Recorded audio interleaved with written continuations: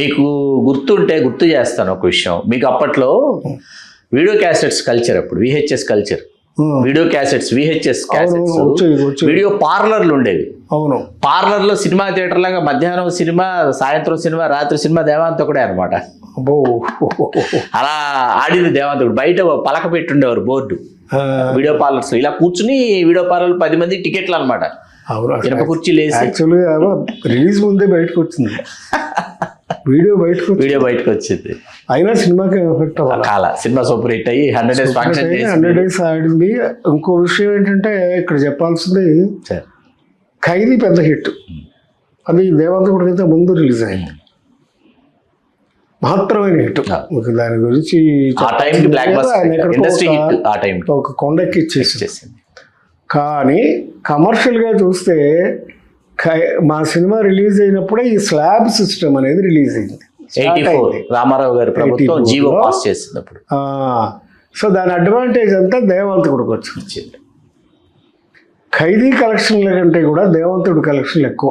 చాలా మందికి తెలియదు సార్ ఈ విషయం. తెలియదు, ఎందుకంటే డిస్ట్రిబ్యూషన్ వాళ్ళకి తెలుసు తప్ప అది పబ్లిసిటీ చేసే విషయం కాదు కదా. అందుకని ఎప్పుడు చెప్పలేదు. అంటే ఇప్పుడు చాలా కాలం అయిపోయింది కనుక ఇప్పుడు గుర్తు చేసుకుంటున్నాం. అని ఆ శతదినోత్సవ వేడుకలు గుర్తున్నాయి మీకు? అయ్యో, బ్రహ్మాండంగా సంధ్యా థియేటర్లో అద్భుతంగా చేసాం. అందరూ వచ్చారు, చాలా బాగా జరిగింది. దుక్కుపేట బసవరావు గారు చీఫ్ గెస్ట్గా చేశారు. అద్భుతంగా ఆడింది సినిమా. అది చాప కింద నీరులాగా పబ్లిక్లోకి వెళ్ళింది సినిమా. అందులో సాంగ్స్ కూడా 2 సాంగ్స్, ఒకటి అన్నా చెల్లెలు సాంగ్ సూపర్, చాలా పెద్ద హిట్. చెల్లెమ్మకు పెళ్ళి గోపి గారు రాశారు, గోపి గారు. అద్భుతమైన పాట, చాలా గొప్ప రచయిత సార్. తక్కువ కాలం జీవించిన, తక్కువ పాటలు రాసిన, గొప్ప పాటలు రాశారు, సెంటిమెంట్ రాశారు. అలాగే రాఘవల్ గారు, జీవీరావు గారు మ్యూజిక్ బ్రహ్మాండంగా చేశారు. ఇక చిరంజీవి గారు, he looked so young and energetic. కాకపోతే కొన్నాడు చాలా ఇబ్బంది పడ్డారు ఆయనకి. అప్పుడు సంఘర్షణ షూటింగ్ జరుగుతుంటే కాలు ఉట్టి చిన్నదే, ఎన్నో ఫైట్లు చేసాడు కానీ ఒక చిన్న స్టెప్ వేస్తే ఏదో మోకాల మీద అలా కూర్చుంటే ఈ టేర్ అయిపోయింది మోకాలు లోపల సిక్ అయిపోయారు ఆయన. షూటింగ్ అయిపోయాల్సి వస్తుంది, అయిపోయింది. ఆయన గెస్ట్గా వచ్చారు, ఒక్కరోజు బ్యాలెన్స్ ఉందని. సంఘర్షణ సినిమా ఆయన మురళీమోహన్ రావు గారు ఫస్ట్ ఫిల్మ్ సంఘర్షణ, రామానాయుడు గారు ప్రొడక్షన్. అయితే ఇక 3 నెలలు షూటింగ్ ఆపేసాం. ఆయన లండన్ వెళ్ళి ఆపరేషన్ చేయించుకొచ్చారు. ఆ ఒక్క ఎపిసోడ్లోనే కొంచెం అట్లా లింక్ చేస్తున్నట్టు పడతారు. బట్ హైలైట్ ఆయన పర్ఫార్మెన్స్ కానీ ఇది. వెంటనే ఎందుకు నిర్మాతగా మీరు మలుపు తీసుకోలేదు సార్? గ్యాపులుగా కనిపిస్తుంది. సొంత ప్రొడక్ట్, సొంత డిస్ట్రిబ్యూషన్ ఉండి వెంటనే సినిమాలు తీసేద్దాం, నిర్మాతగా పూర్తి స్థాయిలో అవతరిద్దామని ఎందుకు అనిపించలేదు? అదే దానికి ఏంటంటే ఒకటి నేను స్టిక్ అయిపోయాను చిరంజీవి గారికి. మళ్ళీ ఆయనతోనే చేయాలి అనేది ఆయన పాప ఎప్పుడు ఇస్తే అప్పుడు చేద్దామని అని ఆగిపోవడం జరిగింది. అలా 88 దాకా నెట్టుకుంటూ వచ్చారు. ఆ మధ్యలో మాత్రం ఏం చేశానంటే, చిరంజీవి గారు అంటే ఇంకోసం ఏదైనా చేయరాదని సరదాగా అనేవాడు ఆయన. ఇది ఇంటికో రుద్రమ్మ అనే సినిమా ఎస్ఏ చంద్రశేఖర్ గారు, ఆయనతో ఎక్కువ నాకు ఆయనతో క్లోజ్ ఉండేది కదా. వీటి కోరి కన్నగిని తమిళ్లో తీశారు. ఆయన బాగా ఆడింది తమిళ్లో, 100 రోజులు ఆడింది. సుజాత గారు చేశారు.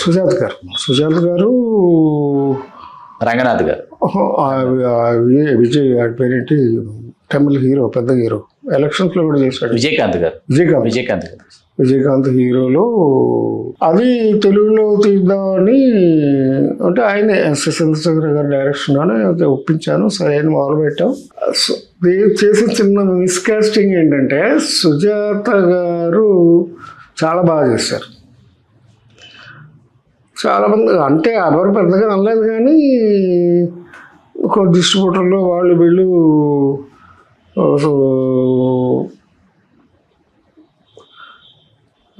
అబ్జెక్ట్ చేసి వేరే వాళ్ళు ఎవరైనా చూడరాదా అని. కాదండి, ఆవిడ చాలా బాగా చేస్తారు, బాగుంటుంది అని చెప్పి నేను ఆవిడనే పెట్టి తీసే సినిమా. యాక్చువల్గా శారద గారు చేస్తుంటే ఇంకా బెటర్గా ఉండేది. మనకి తెలుగు ఆవిడని యాక్సెప్ట్ చేస్తారనుకున్నాను, కానీ జనం యాక్సెప్ట్ చేయలే, అందుకని ఆ సినిమా యావరేజ్ అయిపోయింది. సరే. సుజాత గారు, రంగనాథ్, భానుచంద్ర గారు, సుమలత గారు, నేను యాక్ట్ చేయలే అందులో. ప్రొడక్షన్ అది వరకే చూస్తున్నాను. పసివాడి ప్రాణం తెలుగులోకి మీరు మలయాళం నుంచి రైట్స్ కొనుక్కొస్తే అది గీతా ఆర్ట్స్లో సినిమాగా రూపాంతరం చెందింది సార్, అది ఎట్లా జరిగింది? ఏం లేదండి, సింపుల్. అప్పటికే చిరంజీవి గారి కథల్లో ఇంటర్వ్యూ అవ్వడం నేను స్టార్ట్ అయింది. చిరంజీవి గారు నన్ను నారాయణ నువ్వు చూడు అని ఆయనకి వీలు ఉన్నప్పుడల్లా నన్ను పిలిచేవారు. నేను ఎక్కువసేపు గీతా ఆర్ట్స్లోనే టైం స్పెండ్ చేసేవాడిని. అయితే ఈ సినిమా పూవిళి వాసనలే అని తమిళ్లో రిలీజ్ అయింది. ఫస్ట్ సత్యరాజు గారు చేశారు మా క్యారెక్టర్. దానికి ఒరిజినల్ కూడా ఇంగ్లీష్ పిక్చర్ ఉంది ఒకటి, ఐ విట్నెస్ అని. అది ఎప్పుడో నేను ఫిల్మ్ ఫెస్టివల్లో చూసిన సినిమా. నాకు అది కనెక్ట్ అయ్యింది, బాగుంది ఇది, ఎవరో భలే చేశారు, దీంతో బాగా తయారు చేశారని. ఎవరు అంటే ఇట్లా ఫాజిల్ అని మలయాళం డైరెక్టర్, ఆయన తీశారు ఈ సినిమాను. సరే అని నేను అరవింద్ గారితో అన్నా, ఇట్లా ఫాజిల్ అని ఒక ఆయన తీశాడంటే ఈ సినిమా చాలా బాగుంది అనిపించింది నాకు అన్న. అప్పుడు ఆయన ప్రొడక్షన్లో బిజీగా ఉన్నారు, చక్రవర్తి షూటింగ్ చేస్తున్నారు డాక్టర్ గారికి. సరే సార్ నేను వెళ్ళి చూసి వస్తాను, పట్టుకొస్తానని చెప్పేసి నేను వెళ్ళి అక్కడ ₹1,00,000 తీసుకెళ్ళి రైట్స్ కొని అక్కడ నుండి ఎలపిలో ఉన్నారు ఆయన. మరి ఇంట్లో ఉండి అక్కడికి వెళ్ళి ఇంటికి వెళ్ళి ఆయనతో మాట్లాడి రైట్స్ కొనుక్కొని వచ్చేసిన తర్వాత చిరంజీవి గారికి చూపించాం సినిమా, థియేటర్కి తీసుకెళ్ళి చూపించాం. అనుకున్నా ఏమున్నారండి రావు, పాటలు లేవు, సేల్స్ ఇంక్రిమెంట్ అనుకో, కానీ నాకేమో పెద్దగా అనిపించట్లేదు ఈ సినిమా చూస్తే చేయాలని. అరవింద్ గారు కూడా కొంచెం నిరుత్సాహంగానే మాట్లాడారు. ఈలోపు ఏం చేశాడు మా హరిప్రసాదే, మా ఫ్రెండే, వాడెళ్ళి ఆ డబ్బింగ్ రైట్స్ కొనేసాడు ఆ సినిమాకి. డబ్బింగ్ రైట్స్ కొన్నారు? డబ్బింగ్ రైట్స్ కొన్నారు. ఎందుకంటే మలయాళమే రైటరే ఆయన, ఫాజిల్ వాళ్ళ నాన్నగారే. అయితే వీళ్ళు బాంబేలో షూటింగ్ చేస్తున్నారు, చక్రవర్తికి సాంగ్స్ బాంబే వెళ్ళారు. వెళ్తే నాకు ఒక కబురు వచ్చింది, ఇట్లా షూటింగ్ స్టార్ట్ చేశారు సార్. ఏంటంటే కృష్ణరాజు గారు హీరోగా, కోదండరామరెడ్డి గారు డైరెక్టర్గా వాహిని స్టూడియోలో క్లాప్ కొట్టి బిగిన్ చేశారు. నేను వెంటనే అరవింద్ గారికి కొంచెం, ఈయన బాంబేలో ఉన్నాడు, ఏమంటే ఇదేంటంటే నేను రైట్స్ కొనుక్కొస్తే వాళ్ళెవరు సినిమా మొదలు పెట్టడం ఏంటి, నేను చెప్తున్నాను కదా ఈ మంచి సినిమా ఇది అని నేను అడ్డం పెడితే, సరేలే తీసుకొని వాళ్ళు ఏదో చేసుకుంటున్నారు కదా, కృష్ణరాజు గారే కదా చేయనిలే, ఆయనకు ఒప్పుతుంటున్నారు, సాంగ్స్ లేకుండా ఏం లేకుండా ఆయనకి సరిపోతుంది. చిత్రాజు సాంగ్ అక్కర్లేదు, హిందీలో సాంగ్స్ లేవు, అదే తమిళ్లో సాంగ్స్ లేవు అన్నారు. నేను అన్నాను, లేదండి కుదరదు, ఈ సబ్జెక్ట్ వదలటం నాకు ఇష్టం లేదు. నేను ఒకటే చెప్పాను అంటే చిరంజీవి గారికి చిల్డ్రన్స్ ఫార్ములా చాలా ఎక్కువ ఉంది, వాళ్ళ ఫాలోయింగ్. ఇవాళ పిల్లలందరూ కూడా చిరంజీవి గారి సినిమా అంటే ఎరగబడి చూస్తున్నారు. ఇది ఒక చైల్డ్ని కాపాడే సినిమా కథ. ఇది చిరంజీవి గారితో చేస్తే సూపర్ హిట్ అవుతుంది, నేను ఈ కథను వదిలిపెట్టను అన్న. మీరు ఖరాఖండిగా చెప్పేశారు ఫోన్లోనే. చిరంజీవి గారికి అరవింద్ గారు చెప్పుకుంటారు తర్వాత, బట్ నేను ఆయనతో డైరెక్ట్ కాంటాక్ట్కి వెళ్ళాను, షూటింగ్లో బిజీగా ఉంటారు కదా. సరే ఎమర్జెన్సీగా ఆయన అన్నాడు, కొంచెం ఆలోచించి సరే ఏం చేస్తావు చెయ్యి ఆయన ఇష్టం అన్నాడు. సరే అని అప్పుడు ఈయన మనకు ఆఫీస్లో ఉండేవాడు బాబురావు గారు, అన్నింటి బాబురావు గారు ఉండేవారు.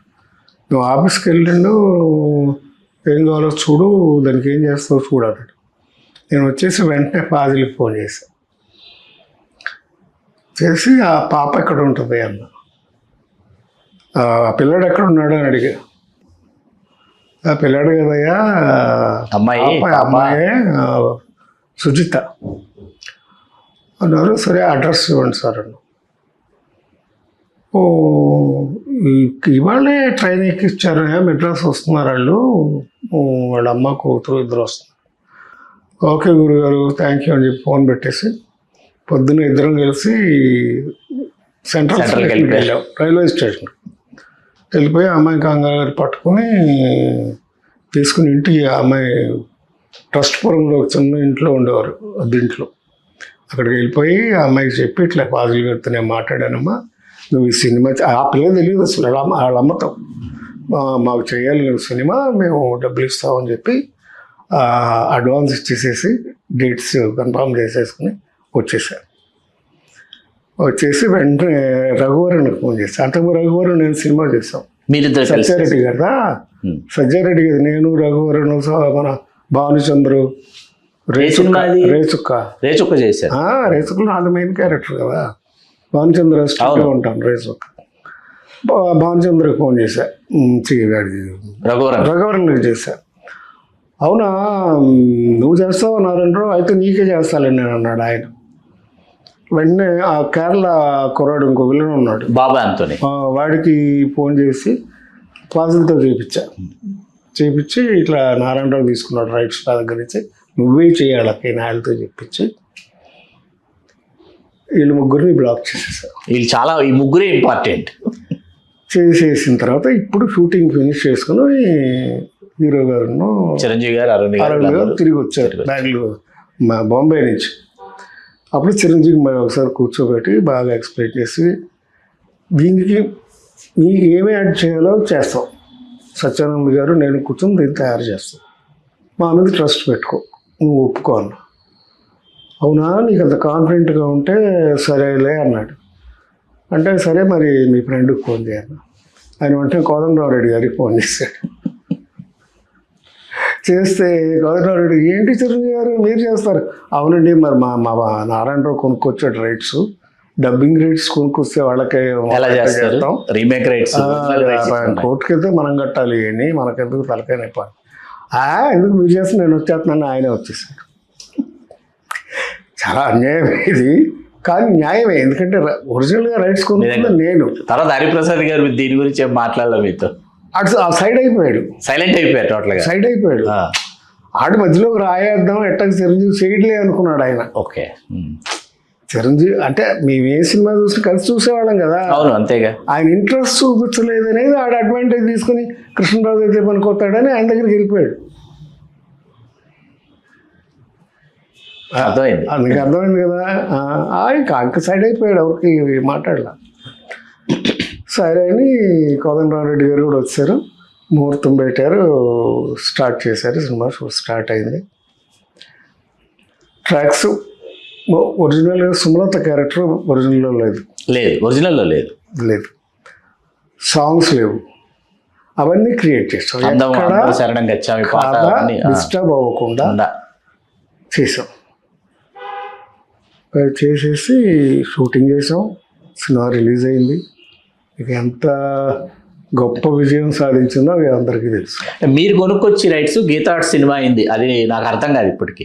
మా అండర్స్టాండింగే, మీరే ఇచ్చారు, ఇంకా అందరం ఒకటి. నేను అక్కడే పనిచేసేవాడిని కదా, సినిమాలు కూడా నవయుగంలోనే విడుదలయ్యేవి. నవయుగ విడుదల అవడమే కాదు, నేను ఆల్మోస్ట్ గీతా ఆర్ట్స్లోనే ఉండేవాడిని. చిరంజీవి గారికి అతలేంటి, అసలు సత్యానంద్ గారు నేను కలిసి కూర్చొని తయారు చేసిన కథలే కదా ఇవన్నీ, అత్తకిముడు అమ్మాయి మొగుడు అన్నీ. అలాగా అది అయిపోతే ఇంకోటి చేసుకుంటాం. అసలు వరుసగా పసివాడి పురాణం ఇండస్ట్రీ హిట్, డిస్ట్రిబ్యూటర్గా మీరే డిస్ట్రిబ్యూటర్స్, నవయుగ ఫిలిమ్స్, నవయుగ పిక్చర్స్, గుంటకల్ రామప్రసాద్ గారు మొత్తం గుంటకల్లో ఉండేవారు. చంద్రశేఖర్ రావు గారు ఏమవుతారు మీకు? మా నాన్నగారికి కజిన్. చంద్రశేఖరరావు గారు, కాటరగడ్డ శ్రీనివాసరావు గారు, వారు మెయిన్ పిల్లర్, మెయిన్ ఫేస్. మా నాన్నగారి కంటే పెద్ద అన్న. వాళ్ళు ముగ్గురు మెయిన్. చంద్రశేఖరరావు గారు, మా నాన్నగారు, శశిభూషణ్ గారి ఫాదరు చంద్రశేఖరరావు గారు, పరతనేని చంద్రశేఖర్.